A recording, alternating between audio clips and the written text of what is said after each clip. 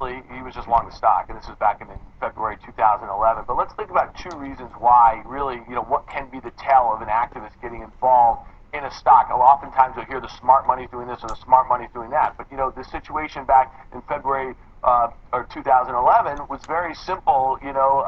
When these activists get involved, they usually very like to quietly build their position. So there's two things that actually tip people off to what's going on. There's short-dated call buying or out-of-the-money call buying in a frantic sort of manner. That's obviously one tell. And the other one is actually some kind of longer-dated, sized-up, really outsized call buying. And so, there's two situations with Carl Icahn over the last few years that come to mind. The Clorox one is here. This is February 2011. He files. This is where the stock goes, okay? 9% stake here. Then this is the one in July 2011. All of a sudden, on a Monday afternoon, the stock spikes, trades 5 times average daily volume. The options traded 50 times average daily volume, and there was short-dated call buying. 4 days later, there was 4,300 of the July 70 calls when the stock was about 68 were bought, and then the 72 and a half, they expire in 4 days.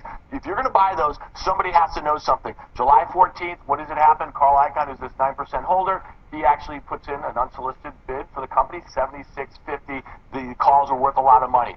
All right, here, let's flash forward to this past fall. There was a lot of rumors about eBay. It was really underperforming its peers, underperforming the market, and there was some massive call buying here. Back in November 26th, there was 50,000 calls bought. December 26th, 50,000 calls bought. These were one block. These weren't smaller trades, okay? And then what do you see? There's still call buying in January, and then January 22nd, Carl Icahn basically puts out a proxy statement. He's a 1% holder. But here's the thing, people, okay? Carl Icahn is not an insider here. He has no obligation to, these guys talk, they're investors, and they basically say, yeah, I'm long eBay. I think they should spin off PayPal. Other people hear this sort of stuff. They go out and they say, you know what, I like that. But there's other reasons I can like the stock here, too. Maybe they define their risk, look out to July, and then they buy 50 call spread.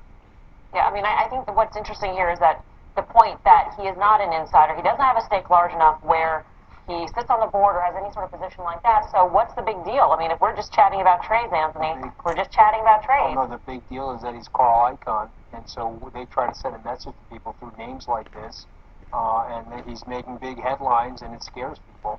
Martha Stewart scared people, Melissa.